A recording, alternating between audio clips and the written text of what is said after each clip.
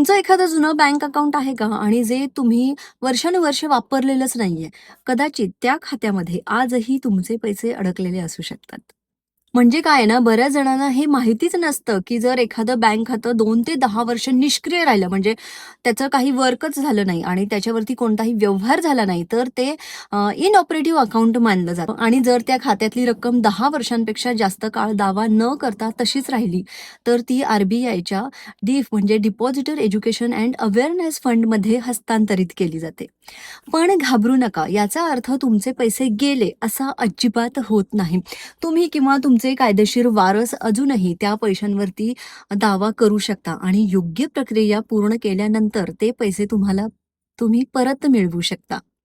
आता हे तपासण्यासाठी 2 सोपे मार्ग आहेत.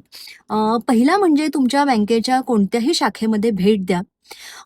दुसरा म्हणजे आर-बी-आयच्या यू-डी-जी-एम पोर्टलवरती जाऊन तुमच्या नावाने कोणत्या बँकेमध्ये दावा न केलेली रक्कम आहे का, ते तुम्ही सहज शोधू शकता. म्हणजे जर तुमच्या नावावरती रक्कम सापडलीच, तर मग आधार कार्ड, पॅन कार्ड किंवा इतर काही ओळखपत्र, आवश्यक कागदपत्रांसहितच बँकेत अर्ज करा. तपासणी पूर्ण झाल्यानंतर तुमचे पैसे व्याजासह परत मिळू शकतात. ही माहिती प्रत्येकाने जाणून घेणं खूप महत्त्वाचं आहे आणि हा व्हिडिओ नक्की सेव्ह करा आणि तुमच्या घरातल्या आई-वडील, नातेवाईक आणि मित्रांना शेअर देखील करा.